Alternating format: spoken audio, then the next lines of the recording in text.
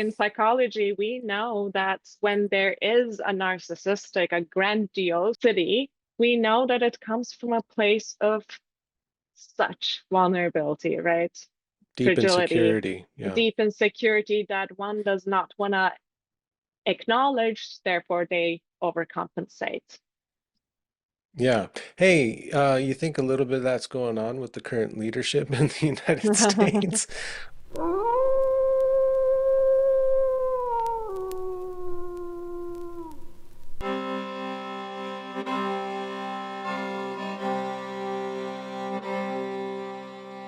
Oh yeah, before And we start recording, I want to make sure that I get your first name oh right. yes, How do thank you you. It's pronounce it? Ipek. Ipek. I Ipek, yes. I E, know that yeah, there's not I. Yeah. Ipek, yeah. I know there's Ipek often says. some subtleties in Hmm. other languages, and I find myself sometimes like repeating someone's name back to them, and there's like a nuance there that I'm not quite getting, so Yeah. forgive me if I don't get it quite right. But Okay. No worries. Ipek Burnett, thanks so much Yeah. for joining me on the podcast. Thank you for having me. Well, you were recommended to me by a couple of our friends around the kind of James Hillman Pacifica family. And so I'm excited to talk to you about your book, A Jungian Inquiry into the American Psyche. But first, for people who don't know you and your work, maybe you could offer just a little introduction. Absolutely. So I'm an immigrant. That I think is one of the most important things I can say because that really informs my perspective, in addition to depth psychology, of course. I was born and raised in Istanbul, Turkey. I came here for college and then I stayed. I went to graduate school. I worked. I lived in different states, in different co on different coasts. I got married. I had children, and I became an American citizen during this time as well. And I think the reason why being an immigrant is important to how I approach this work, this cultural depth psychology, is because when you become an immigrant, when you start living abroad, you, in a way, shed some of your innocence, I will say, in a way, because the all those patriotic dictums and poetry, everything you learned in your historical self-narrative, it doesn't always translate to the new land, right? People see through it and then they will ask questions, and then you realize you can't, all the things that you've known by heart, the world thinks differently. So that is not unique to my country. That is not just unique to United States. Nationalism at large, patriotism collects certain moments in time, those heroic narratives, to give ourselves that sense of pride and power and being just and proud. But there's so with the dominant narratives that are mostly, told from those, the perspective of those that are in power. And then there's the counter narratives, right? The counter memories. And and there's for every history that is told, there are so many that are silenced.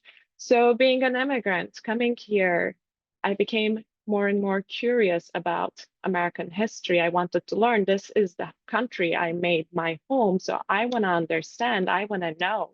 And of course, then I wanted to look at the whole of that history, not just the dominant narratives, the American myths and ideals, but also the counter narratives, counter memories. In a way, in depth psychology, we're always shedding light. We're looking for the, what we're not aware of, the unconscious that's repressed. And I would say James Hillman, since you mentioned him, he was definitely the my inspiration. James Hillman, towards the end of his life, he was so concerned with the American soul. He kept seeing that no matter how much decay was on all sides, United States, it was always looking at the future, always the highest peak, right? Not questioning its progress, ideas of progress, freedom, democracy, and and in that he saw illusions and delusions and how much effort goes into keeping up with those illusions and delusions. And this one quote of his, one sentence of his, really was the seed of my work, the seed of this book.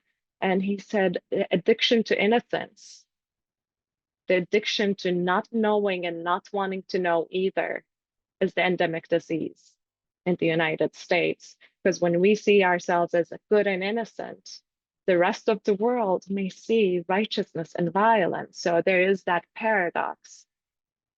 So that was very intriguing to me, this addiction to not knowing, not wanting to know either part. And I follow that question, that paradox of innocence and violence, and found myself right here. Hmm. Yeah, it's interesting. You mentioned patriotism, and what I found curious, like I live in Canada, I was born in Canada.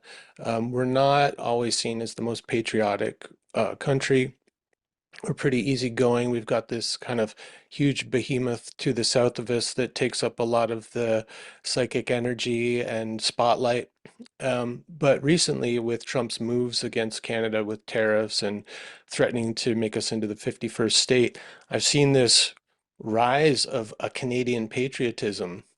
And I find that very interesting that in the kind of emergence of an enemy, it can provoke this nationalism and patriotism where there maybe previously was complacency or just, yeah, comfort in the status quo.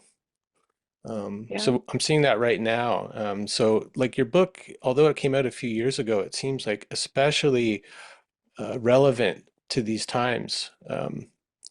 Following, well, at Trump's inauguration speech, when he's invoking manifest destiny and the golden age, he's invoking these foundational American fantasies, and which your book goes into in quite some depth, a lot of which was a revelation to me. Everybody learns about Columbus here. He discovered America in 1492, the Santa Maria, the Pinta, all of that. But there's this whole other understory to that journey and what drove him on that quest to discover a new land, which I had never heard before. Um, Before we get into that, let's talk about this word fantasy because Yeah. it's a word that Hillman uses a lot. I use it a lot now, following Hillman's work. But maybe for people who aren't familiar with this definition or view of fantasy in the depth psychological mode, let's talk about that a little bit because that might throw some people off if we're using that word. Absolutely. And it's, I think, so fascinating because we talk these days so much about facts, right? Facts, alternative facts, information, misinformation. And what about fantasies? Because this is a country that's built on fantasies. City upon a hill, you know, manifest destiny, the frontier, American dream. None of these are facts, right? They're images, they're metaphors, they're fantasies that on which the collective consciousness depends. We're not going to dismiss them as fantasies because we see them enacted upon every single day. We hear them, like you said, at the inauguration. We hear them at political speeches. We see them in school textbooks and Hollywood movies and billboards. It is so much a part of the social fabric. These fantasies are political. They are social. They're not just confined to the inner mind of an isolated individual daydreaming. They have been the force behind this nation for so long. And when we look Yeah. at it, it all starts with these very noble ideals and fantasies of, yeah, there's the paradise. We're going to talk about that probably with Columbus. There's chosen people and city upon a hill, manifest destiny. We're going to come back to it's, and then there all this dream of American dream, prosperity, uplift, uh, Pursuit of progress, happiness. pursuit of happiness, absolutely. And when we look at the shadow of pursuit happiness, there's so much depression, there's such anxiety. Happiness as an obsession is not working out, obviously. So all these noble ideals, spreading freedom and democracy around the world. And then you look at the shadow side, right? And what do we see? We see slavery, we see genocide, we see endless wars, we see racism, sexism, xenophobia, economic corruption, political corruption, corporate corruption, addictions of all sorts in the society, reckless materialism. We see in prisons all around. In a country that really boasts about freedom, we Hmm. have more prisons than anywhere else. Right? It's Yeah. pursuit of happiness, and we have more antidepressants used than anywhere else. So these contradictions, we need to be curious about them. Right? Because what happens when we take fantasy as a fact, a myth, literally, what happens is this very black and white simplistic thinking. We don't see the contradictions, we don't see the complexity. So fantasy, in that sense, it is the imagination, and we, again, as I said, we don't dismiss it for being imagination. It is power. Hmm. Yeah. We can And live in it. we do live in fantasy, and like Jung thought of fantasy as like the primary creative activity of the psyche. Um, and so if we think about that rather than it's just some delusion that I've concocted that is the lens through which I see the world, but that the fantasy is always present, and it can either be passive or active, or conscious or unconscious. And so I think like the purpose of your book is to look at the kind of uninvestigated fantasies and myths that guide the American psyche, or the development of the American myth and dream, and Mhm. to dig into that and look at the shadow aspects, because like you said, every one of these guiding myths or fantasies has its shadow. And starting with Columbus, right from the outset, he was totally caught in a fantasy. I had no idea that he wrote a book after he was imprisoned by Spain, Yeah. the people who funded his mission. He was brought back to Spain and imprisoned, and he wrote a book of prophecies. Mhm. This is new to me, so please lay it out for us. It's fascinating.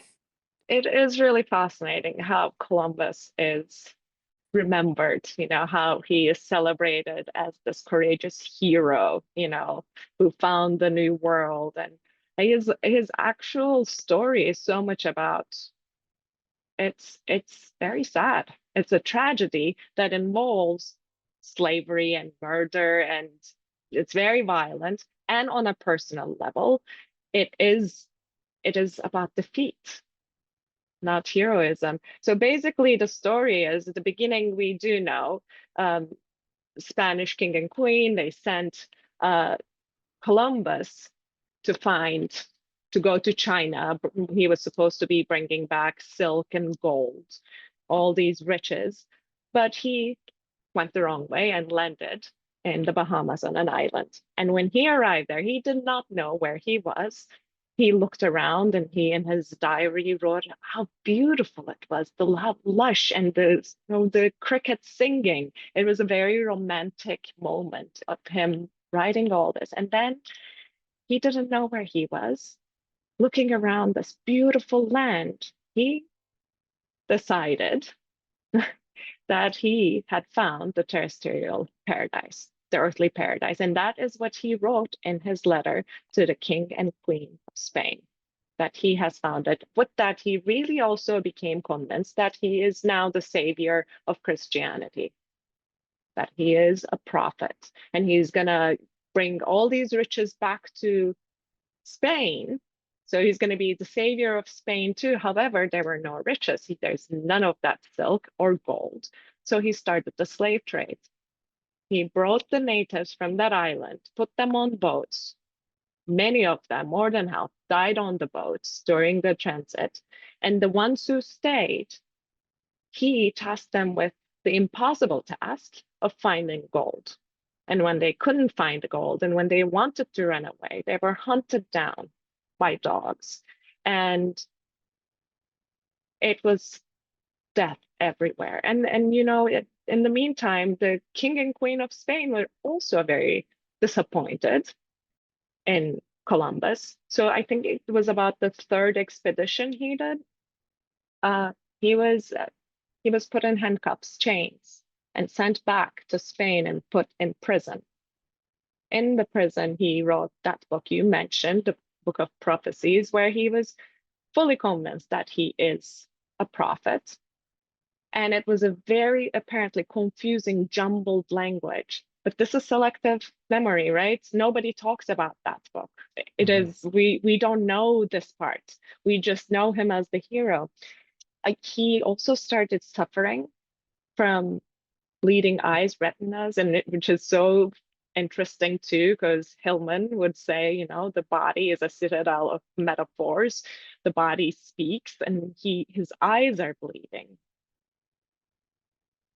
And then in the end, he was buried with those chains. He chose to be buried with the Right. chains. And then what's really fascinating is in the 17th century, as the beginning founding of this nation, they decided to make Columbus a hero. All these poems were written for him, streets named for him. We even have the national holiday here. It's feminist philosopher Bell Hooks says celebrating Columbus is really glorifying slavery, colonialism, murder, rape. That's all happened. But also, somehow, these fantasies of Columbus, the fantasy of paradise, his obsession with gold, right? All these things ended up being inherent in the American psyche as collective fantasies, because the Puritans that came later on, they they had the same ideas of, okay, here we are, we're destined. This is about our redemption. We are redeeming the religion. We're starting this new world. And they also went about genocide and slavery, all of this violence and corruption in the name of believing that they were chosen. This was a promised land, Mm. that they were civilizing. So, and today when we look at United States, this whole obsession with materialism, right? For Columbus, it was gold. Here, it's money now. This belief when there isn't even proof of it, but this obsession with it, that's the reason for all our bankruptcies and debt. And so it's very fascinating that Columbus has such a big place. His is almost a creation myth for this country. Hmm. Yeah, I mean, there's so much there. I wonder how much did you go into what led the Puritans and Columbus's idea of saving Christianity? Like, what did they think Christianity was under threat from? Well, so for those who during Columbus's time, there is in Europe and Ottoman Empire, which, in my history, that's a part of my history, they felt very threatened. Christianity felt threatened with the growing Ottoman Empire, there's the Muslims coming into Europe. So there was that one part. But then with Puritans, it's interesting. It was more a different sect of religion. And I am not an expert on Christianity by any means. So I will also acknowledge that. But they were fleeing to start a new world for themselves. Hmm. And in it, they were reading the Bible and seeing these literalizing the Bible story of the promised land, of the chosen people. And when the Puritans came here to the United States, when they met with when they met the indigenous tribes, They were like, here it is. This is our tasks. They are, we're dehumanize them, believing that they're Satan or they need to be civilized. And it was so there in the name of this renewal, rebirth, because paradise is the archetypal image of renewal, innocence, perfection. And in the name of that, there was the genocide, there was occupation, there's all that violence. And then sort of what's really problematic is then it becomes righteous, it's justified. Hmm. Yeah, it becomes your manifest destiny to be Hmm. this civilizing agent in the world, because everybody who's not Christian is a devil, is a savage, all of this language, are animals. It's fascinating. It makes sense that Spain was worried about Muslim conquest back then. And isn't it incredible how that's resurfaced in today's day and age? We've got a rise in Christian conversion in response to what people are perceiving as another kind of Muslim invasion in places like the UK and Germany, and now US. So it's like this fantasy is still playing out. It's still got people. Well, the disdain, the fear of others, it starts with the fear of others, and then it turns into disdain. Uh, this is such a part of the human psyche, the other. How do we, how do we open ourselves to other people, other stories, the other? Hmm. Um, how can we be hospitable, not tolerant, hospitable, really open our doors? It's yeah, Yeah, it's very hospitable complicated. instead of hostile. Exactly. Yeah, I was just looking up that Hillman quote about the addiction or Mhm, infatuation with innocence. mhm. The addiction to innocence, to not knowing life's darkness and not wanting to know either, constitutes America's endemic national disease. And this is part of it. This is what keeps people from seeing the first the othering, and then the fear of the other, and then the projection of all your kind of internal fears onto that person, and which then justifies the persecution and oppression of the people, and in some cases the genocide of those people. Yeah. And it really is so much about when we talk about the other, the seeing, accepting the other, it is about when we talk in psychological terms, it's about knowing oneself, like know thyself. That is the ancient dictum, and that is very much the force behind that psychology. Psychology all along for Freud, it was the knowing the repressed contents of the repressed memories. And for Jung, he took that and made that bigger. For him, it was the parts that we have shunned, the shadow and the collective shadow, thinking about ourselves as a whole, right? With integrating. And and in it, and this is from Jungian analyst, um, one second, where sorry, I totally lost track of my thought, but it is about getting to see different parts of ourselves that in that wholeness, not idealized version, but there is a letting go of our hubris, right? Of Mhm. our illusions. And that openness makes us more somber, but also it brings humility and wisdom. So I think encountering the other rather than rejecting or projecting upon is again brings that humility and the wisdom of our humanness. Mhm. Yeah, including the shadow, the parts that we don't want to accept. Very Um, much so. Yeah, and so that's like really the purpose behind your book, behind this inquiry, is investigating the fantasies and myths of America. Like as Freud said, he saw the dream as the royal road to the unconscious, and Jung and then Hillman brought in, including fantasy, the unconscious and conscious fantasies that that we live within during our daytime Mhm. consciousness. They're always affecting us. I like this. You wrote this in the book. In terms of like looking at the fantasy as the royal road to the unconscious, and like why we would do this. Engaging the American dream from the psychological perspective then could be the royal road not only to a critique of society by exposing the difficult yet often denied and undermined everyday truths, but also the impasses in our social vision. So how it kind of the fantasies can block us from seeing things that are going on Absolutely. in the society. Absolutely. Well, with the American dream, just to speak to that,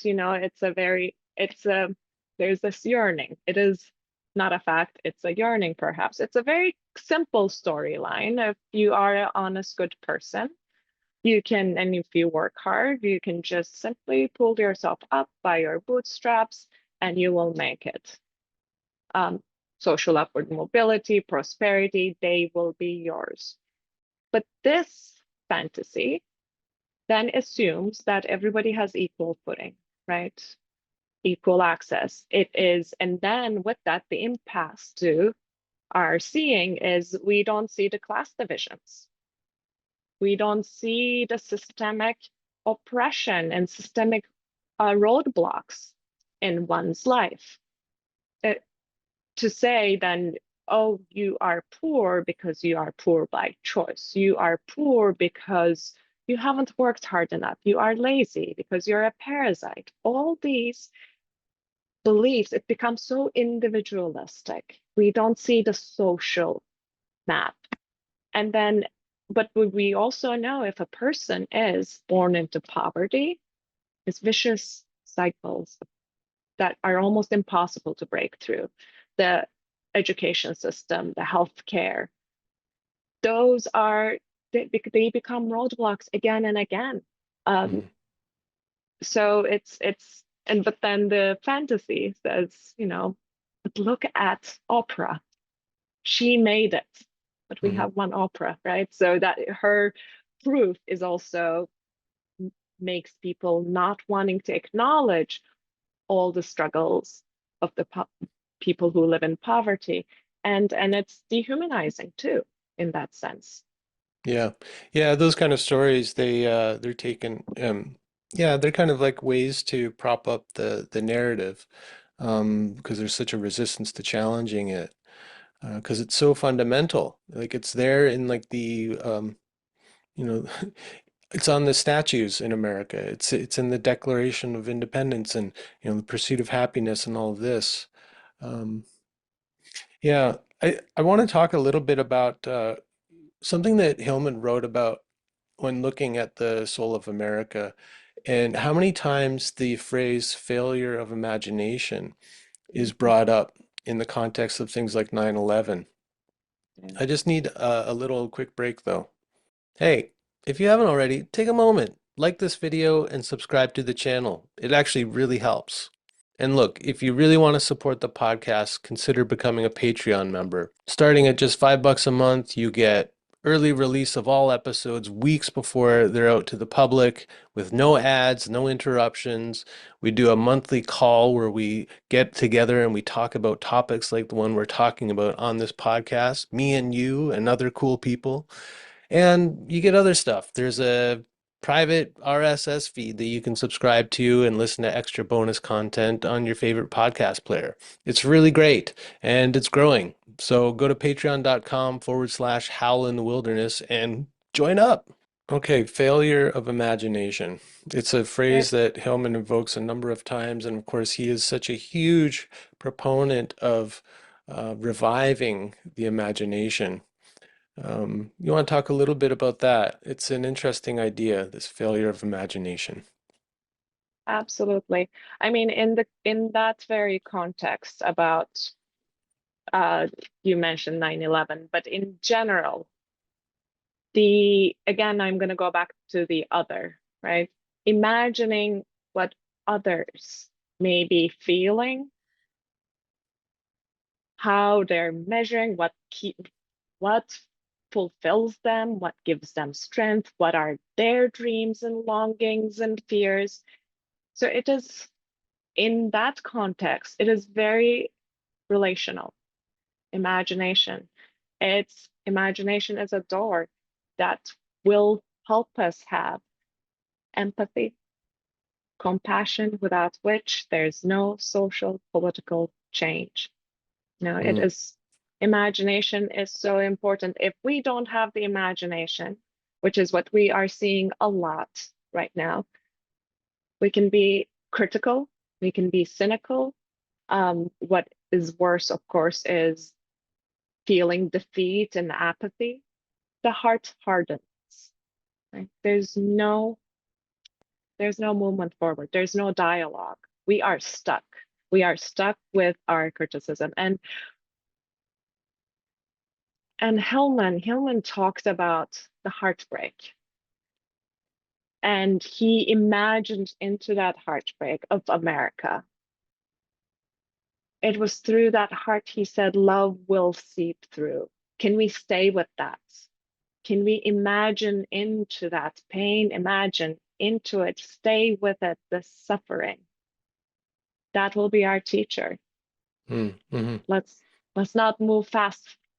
Let's not numb it, right? Because there's so much psychic numbing.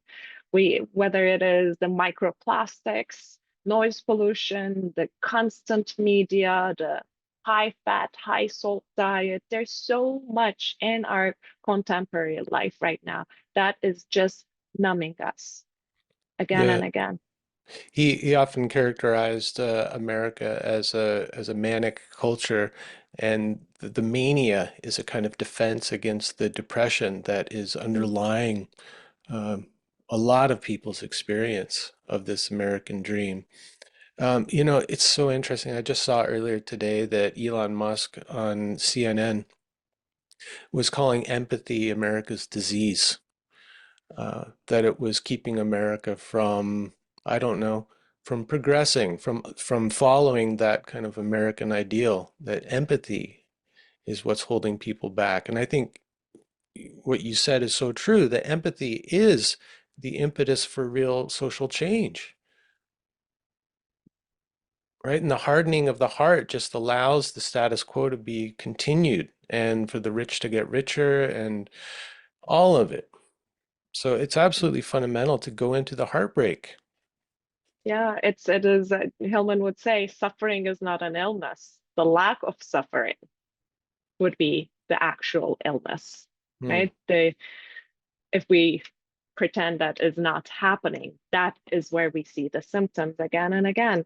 And it's, the pursuit of happiness in that sense, because we were talking about, you mentioned what Elon Musk said about empathy last week. Also, there was a whole list in New York Times of words that are now disappearing from federal agencies, and they are discouraged. Their uses is discouraged. And there's a lot of like Black women, Native American, there are words like that in that list, as well as and racial justice.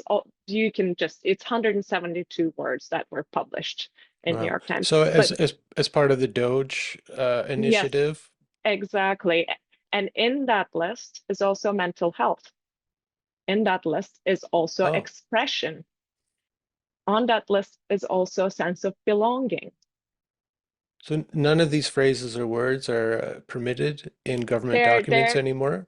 they are discouraged, and when possible, they're deleted and they will be avoided. That's terrifying. It is terrifying.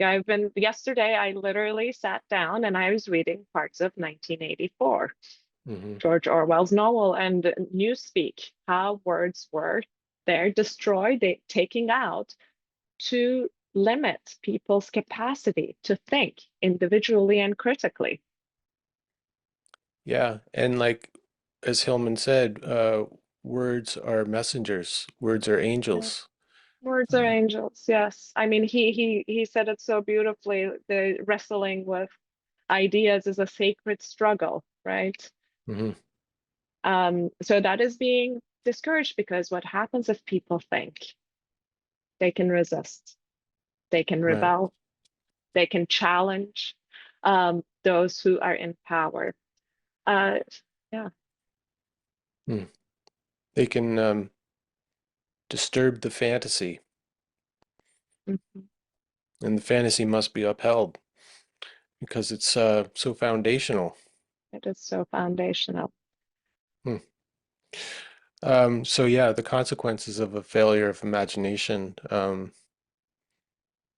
aren't just things like 9/11, these big events, but they're the little events that happen between each of us as we encounter one another, as we encounter the other in daily life, the inability to imagine what something of what their experience might be like. Even the what comes before that is the curiosity. Yeah. And, in terms, I also want to share a quote from James Hillman because I think this has a lot with what we're also going through with respect to failure of imagination, and especially in the political scene that we are in. Hillman wrote, sitting still, reflecting, remembering, grieving, and giving in now carry the flag forward. Because forward is not where it used to be. Going on now means going downward into the faults of our culture, backward into the griefs of its memories. Today, we need heroes of dissent, not masters of denial, mentors of maturity who can carry sadness, who show soul without irony or embarrassment. Mm. Legendary heroes of the ancient world, Ulysses, Psyche, Persephone, Orpheus, Dionysus, even Hercules, all descended into hell to learn other values than those that rule the daily business of sunlit life. They came back with a darker eye that can see in a dark time.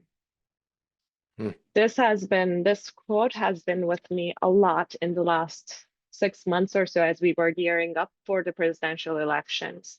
And since then, of course, because when I look around for these leaders, right, these leaders who can see in the dark time, they they have this vision, they have the imagination, they have the remembrance that they can give in and grieve.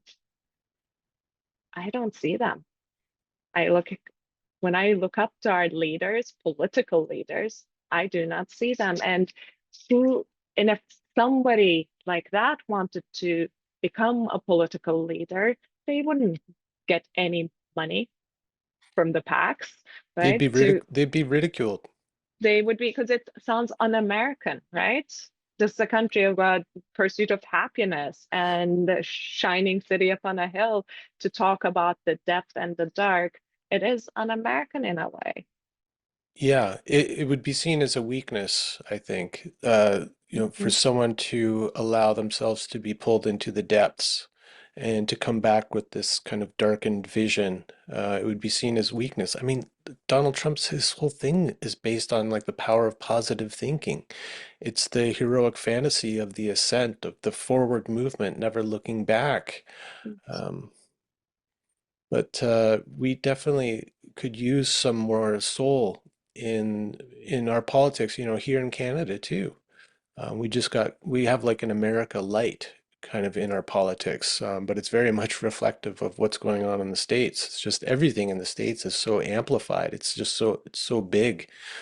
Um, but that's why I think it's really helpful to do a psychological read of what's going on politically, to help people see through and to begin to question the received narratives, because they come through with such force.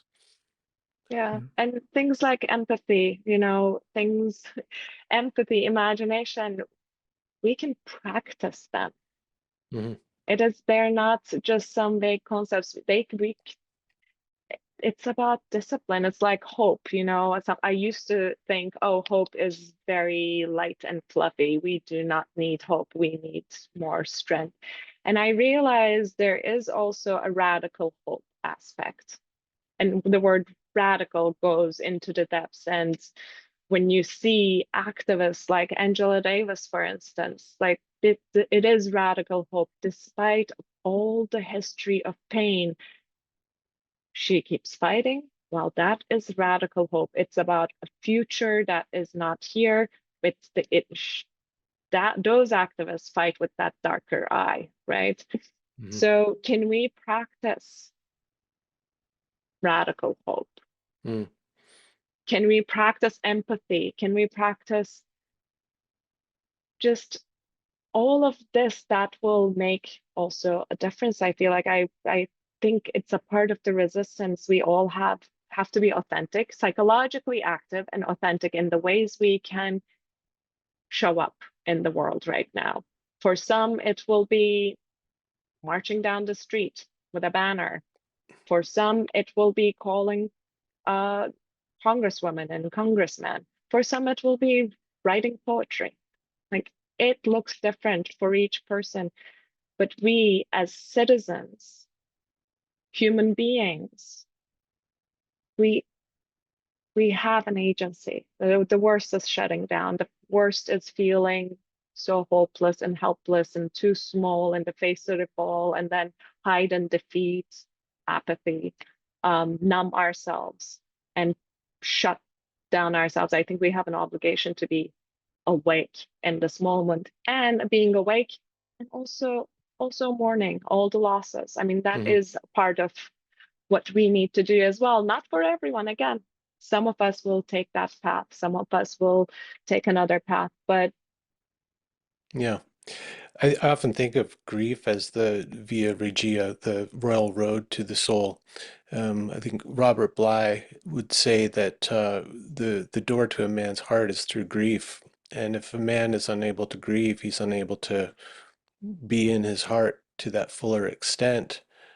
So the heroic descent is something that has not been valued in our modern culture.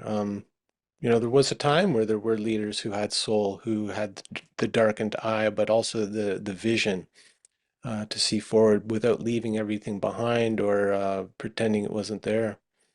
Um, Hope is an interesting word when we're kind of in the Hillmanian world, because he didn't speak highly of hope.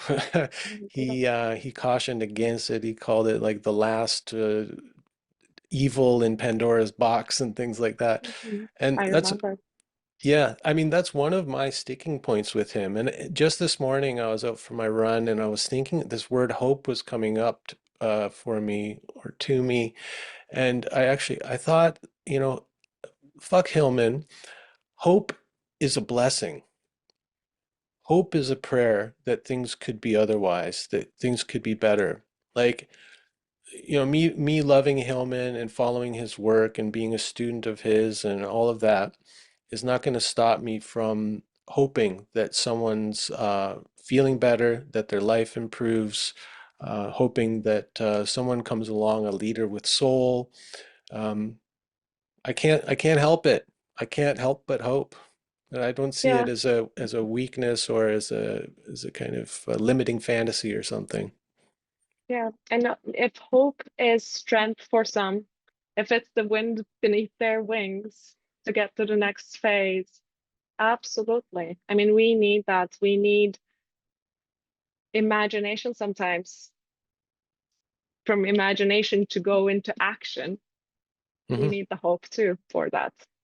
Yeah, yeah. Like not just to kind of coast on hope, but No, maybe allow, action is very important too. yeah, Yeah. like hope more as a guiding vision and Mhm. that leads you into action. Yeah. So maybe that's what he was critiquing is this kind of passive hoping, that because one of his big frustrations is the lack of people acting as citizens and taking responsibility for society and spending all of their time in consulting rooms talking about their personal problems, right? So maybe he always had a tendency to exaggerate to make a point, and so maybe that's one of the places where he was doing that move. I'll give him the benefit of the doubt. Um, there's so much here. There's a couple more fantasies that I wanted to touch on. Another one that's really interesting for me as a Canadian is the idea of America as a melting pot.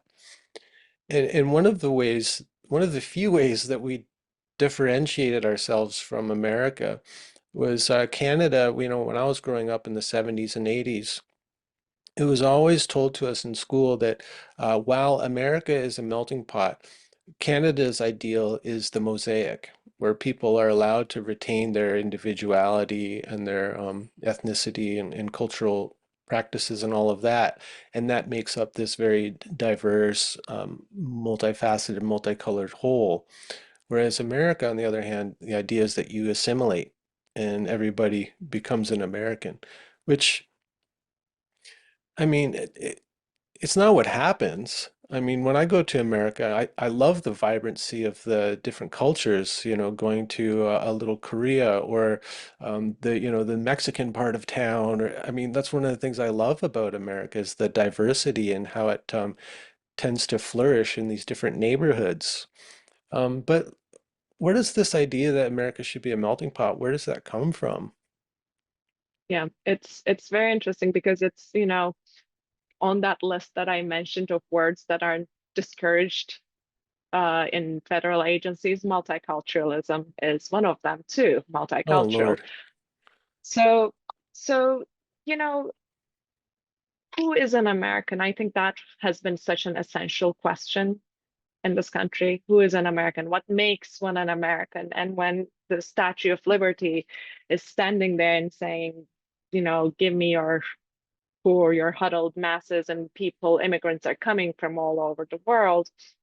It, this idea of the melting pot emerged. And actually, two separate immigrant writers, artists, use that as a metaphor for this country. People are coming, and there's a melting pot, and they even used one of them.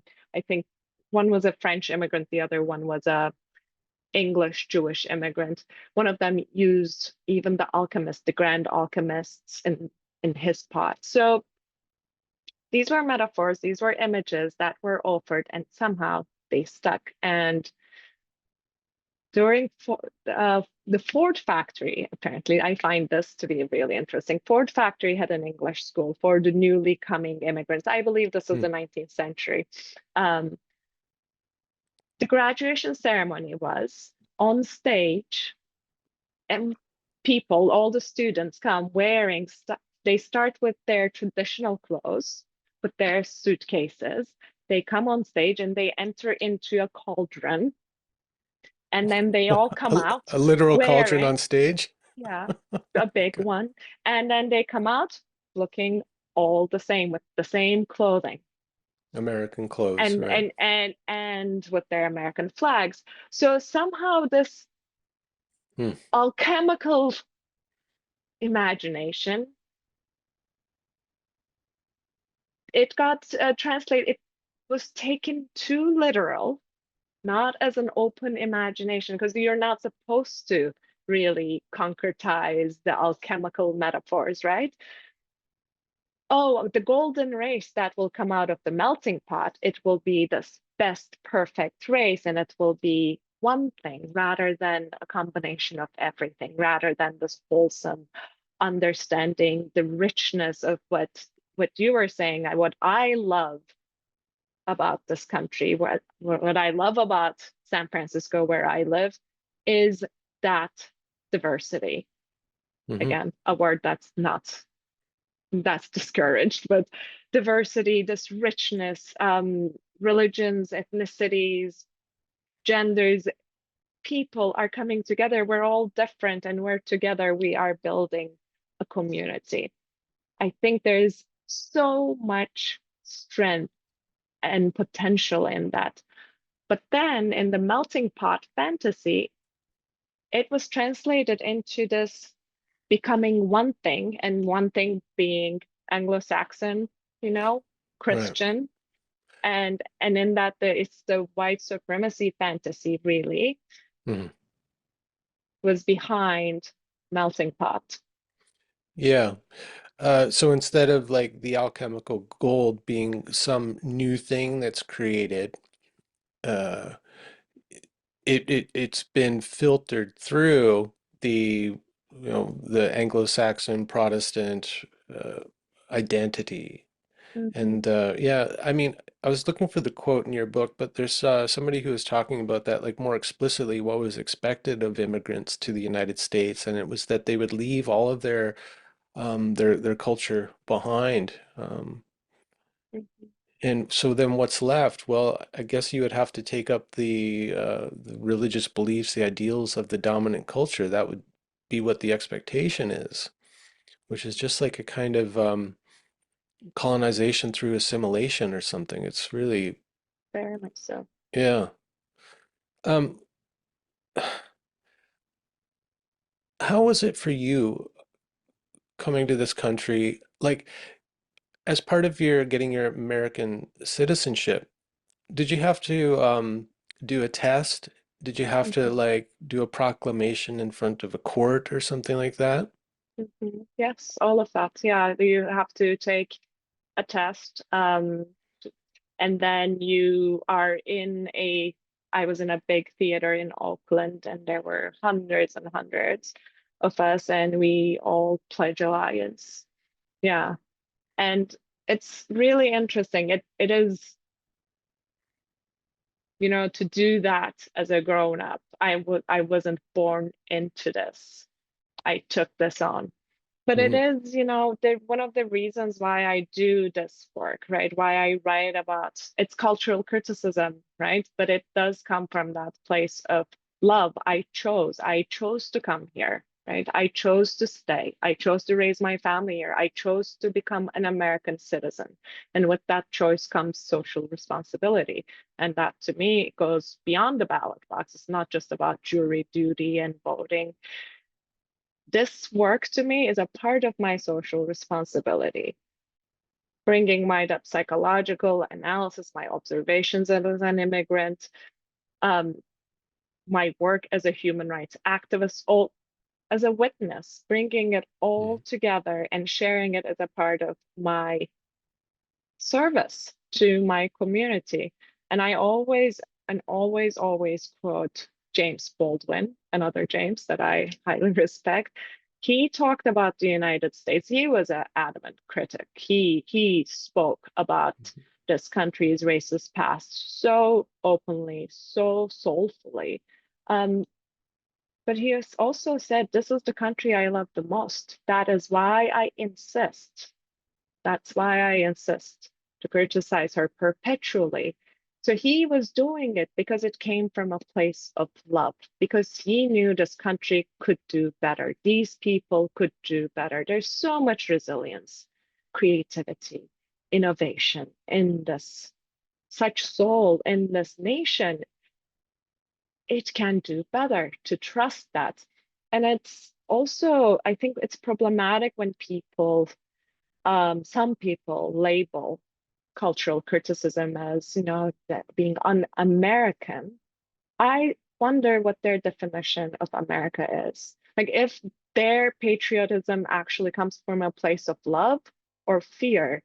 Because if you really know and trust that America is exceptional, so powerful, so amazing, then it surely can withstand some criticism, right?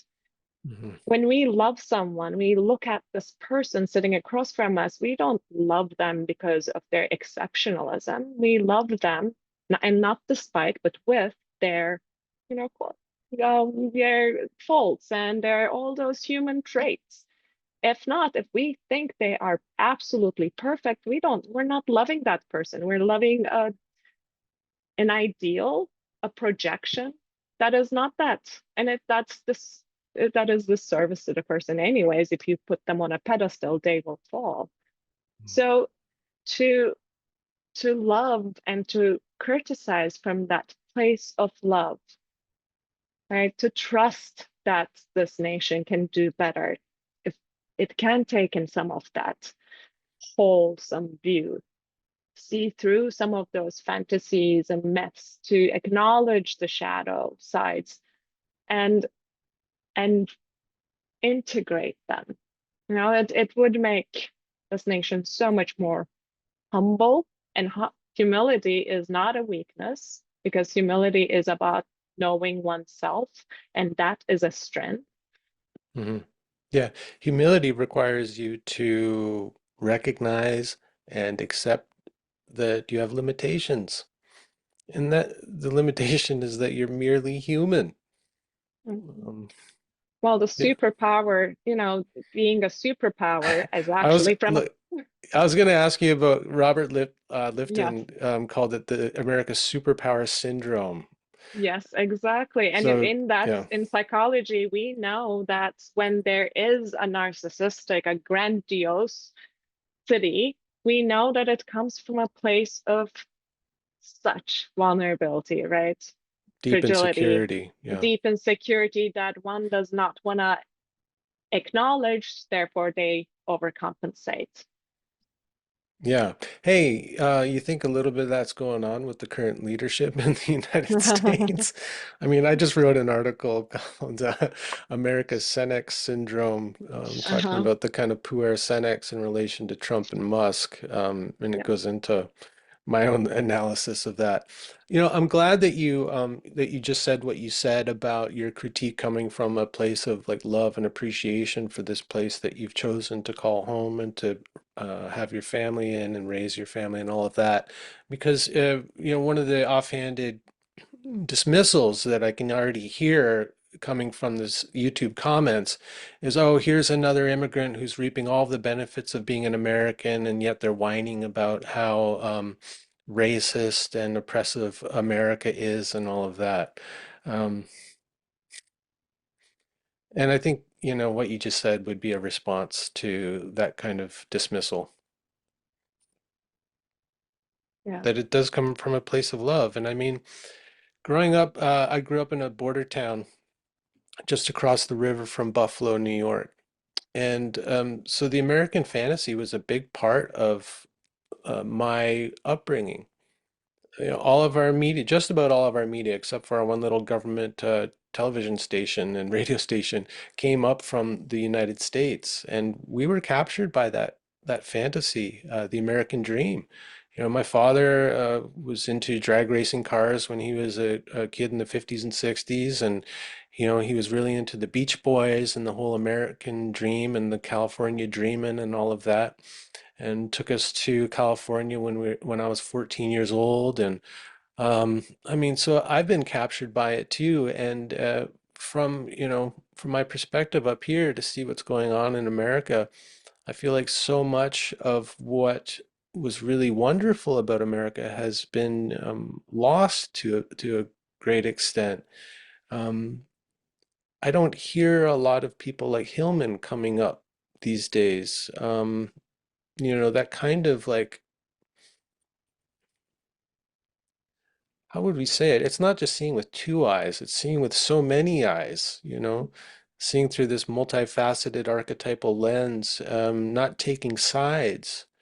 You know, even the kind of one-sidedness of a lot of Jungians that I see online, you know, they're all liberal leftists, and you know, and they get caught in the same kind of Trump derangement syndrome and everything else. And that ability of someone like Hillman, you know, maybe it's part of his puer nature to like fly above all of it, to be able to see it from so many different perspectives, you know, that kind of hermetic quality he had to step into Aphrodite's shoes or Hermes' winged boots, and look at things from all these different perspectives. I think just to me, it opens up your imagination, opens up your perspective, and it becomes so difficult if your archetypal eyes are open to take a side, one side over another, and to not be curious about what's going on underneath the surface, and to do that seeing through, that I think is so necessary now, especially when ideologies are so, you know, powerful to people who are feeling insecure and frightened. Yeah, absolutely. And like this polarization, we keep talking about polarization, right? Political polarization, polarization That in in the itself is a culture. fantasy, right? The Yeah, opposites, yes, the fantasy of yeah. The opposites. fantasy of opposites, exactly. Then it's just to see those opposites not as opposites, but interdependent, part of one another. That's a complete shift in Yeah, perception. And I also want to say things do take time. As uncomfortable as I feel with everything that is happening in this country right now, the culture wars in particular, the political landscape, polarization. It's we're used to short-term vision, quick fixes, fast food, everything to be fast, and how to how to lose 10 pounds in 2 weeks, how to become happy in 7 days, how to become rich in 3 months, all of this. What we're talking about here, it takes time. We're talking about collective healing, right? It takes time, it takes patience and trust and resilience. It's going to take a lot from so many people. I do want to trust that people will go at it at their own different ways, and hopefully it will come about before it's too late, because with the environmental catastrophes that we're experiencing one after the other, it does feel very urgent. Mm. And again, there is not going to be a very quick way out of it, unfortunately. Yeah. Yeah, and I think that's what's going on with the Trump administration. I mean, they're just making big moves really quickly and Yes. really lacking that long-term vision. Um, just kind of laying waste to the institutions, many of which, yeah, you can take a look at them and see how they're inefficient or corrupt, but the kind of the sweeping of the table, clearing everything, it just seems so short-sighted to me, and I fear what will be left, at the end of Yeah. this. Yeah, and I think like what you're talking about is really important. That a lot of like if we do this cultural work, if we do this kind of collective shadow work, we may not be around to reap the benefits of the work. We have to start thinking more generationally.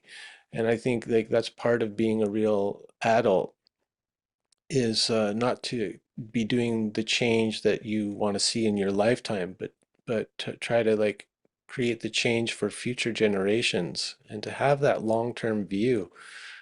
Um, it's absolutely necessary, and yeah, it's not going to happen overnight, but there are certainly small changes that we can make in our personal relationships and in our local communities. I sit on a board here for some community programming, and this topic came up last night. Half of our town, it's on unceded indigenous territory, and there's not a lot of cultural bridging going on between the people from this land and the people who arrived here later. Let's just say that, because a lot of people don't come from original settlers, they're more recent immigrants. But there is this divide that's still very apparent between them and us, the othering, and that goes both ways. God, if we can't get past that, I don't know how we're going to move forward in some better way. Unless we descend into that, you know, that fault line, right? Yeah. Yeah, and I think like what I was noticing, what I do notice for people who are, let's say, of European descent who live here in this place, that shame can be one of the obstacles to that descent. Um, yeah, and so I don't know what the answer is, but it has something to do with the courage and the strength to go into the shame and the guilt that may be keeping you from doing that deeper dive into our history here and trying to see through the predominant fantasies. That's big work, man. I don't know if everyone's up for the task, but if anyone's been listening this far, you're up for it. So thank you for listening and engaging with some of these ideas because I know they're not going to be widely accepted. Yeah. But imagination too, because you said courage and strength and imagination, right? Hmm. Curiosity and imagination, those are also absolutely necessary to do any of this work. Yeah. Well, and thank you for your work. how, other than getting your books, you also edited a collection along the same lines with Yeah, other authors, other Jungian and post-Jungian thinkers. But you also publish on various online journals and things, right? I do. I do, yes. Uh, And, I'll add a link to your website and people can like kind of follow through with that. But it is curious. You did all this training in Jungian psychology, and then you went to Pacific, I think, for your postgraduate work, and went deep into the Hillman style of depth psychology. I Uh, but you didn't become a depth psychologist in the kind of professional sense, like as a kind of professional designation, right? But you became a depth psychologist who's a writer and a poet and yeah, and writes critically, which I think is like what Hillman wanted, like for everyone with a kind of depth psychological curiosity and understanding to not just take it to the clinical room, but to take it out into the world. As a way to like inform your gifts, which may be something other than being a therapist. So I think that's really unique that you've Well, done that. I was a therapist You were too. okay. I was, and then during while I was working as a therapist, I decided to pursue, I my background was in expressive arts therapy and in a clinical setting. And then I decided to go for the PhD, and that's where I met Hillman, and he had kind of shook my world in that sense. And then And after that, you decided to get into the cultural criticism. But I mean, you're yeah, also a poet and you write fiction, I think, novels, in yeah, I in do. Turkish. Yes, I do. Yeah. I've What are your never been. fictional novels about? Like, are Oh, they it informed by is. depth psychology and archetypal I thinking? I would say not explicitly so. I would say that that psychological approach informs my writing, but the subject matters, it's more, freedom of speech and democracy and student protest movements and love of literature. Those are the main themes. But the way I write uh, creatively is definitely it's that curiosity, imagination, and while going into the unknown without knowing anything that I'm going to be writing. And and I love that. I love that. I feel such freedom in it. It's sometimes hard to trust, but being a depth psychologist, to trust. Um, Yeah. so, so yeah, Yeah, being a novelist is like active imagination in practice, absolutely. Like yeah, allowing all of your characters to live and to speak for themselves and to direct their own trajectory and fate. It Absolutely. must be Yeah. such an incredible experience to have a novel come alive through you. I can't Yeah. quite imagine it. It just seems I don't know. It's an act of magic, I always think. Like when a good novel comes through somebody and then I get to read it and re-enter that world. Like for me, it's a kind of a shamanic experience reading a good piece of fiction. Oh, I love that you say that. I mean, the reason why I write novels is because, they have been such a big part of my life and they still are. I'm always reading and some people say, "Oh, I don't have time for fiction. I only read nonfiction." I find novels to whatever I learn about the human human psychology, world history. It's about empathy again, like Totally. I in was the gonna say novel, that. you know. So Yeah. you get to meet these people, you build an understanding and a relationship with these people, you take on their stories. It is profoundly important, I think, and very underappreciated. Yep. Oh, I'm so with you. Yeah, I'm also kind of like waving this flag. I think one of the things that gave me my bigger perspective and a great capacity for empathy was getting into reading fiction when I was a little boy. I've been reading forever, and now that I have had a psychological education, I can see what reading fiction did for me and my own psyche and perspective on the world and flourishing of imagination and love for the shamanic journey and all of that. It all comes out of my love of fiction. And I think now it's become, well, a lot less valued, if not denigrated. Long form fiction, those deep dives into another person's experience, into another world. To me, it's like that's some of the best psychological therapy you could get. And I think like one of the things that Hillman would point out is that before the kind of development of formal psychology, people read novels. You know, people had religion and all of these other things that help them live more psychologically. Mhm. And if just reading a novel is an, actually we are being a hero of dissent, right? To go back to that James Hillman uh, quote about the leaders that we need, I think creativity has a lot to do with that dissent. We Totally. can get there through poetry, writing, and reading. Can you imagine Donald Trump sitting down on a lounger by the pool and reading, cracking open a big fiction book? I can't picture it. My imagination fails me there. No, he's been very proud about his anti-intellectualism. He's been very proud to say there are two books he has, his favorites are Art of the Deal, the one His he own. supposedly wrote, but it's a ghostwriter, of course. And the Bible, which I doubt. I do not know if he actually I, did I read, doubt he's you know. read it. I think that's lip So service to the Christian right.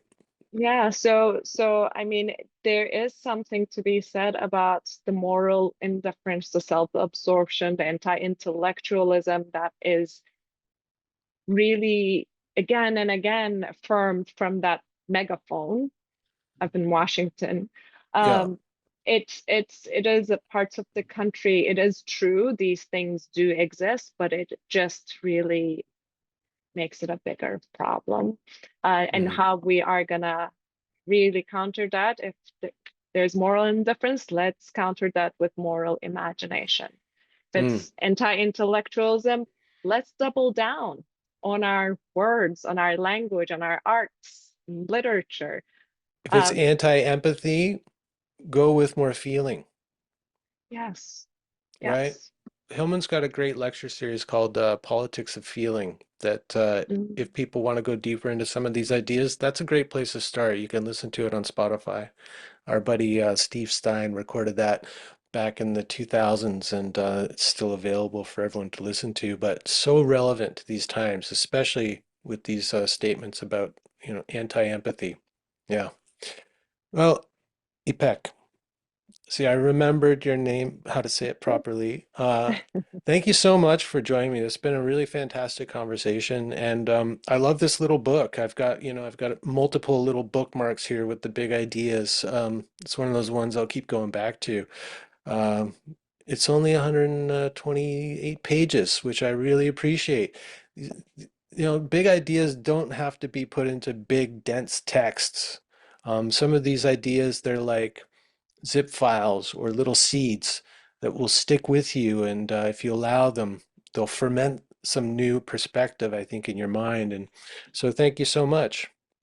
Thank you so much for taking those seeds and scattering them too, because that is what I hope is to give some sort of inspiration, inclination, a question that would be my gift rather than an answer. Yeah, And if one takes that question and goes with it, I'm my service is done. That I'm would with be you. my Yeah. idea. Yeah. Try to leave people with better questions. Yeah. Good. Yeah. Thanks so much. Thank you, Brian. Take care.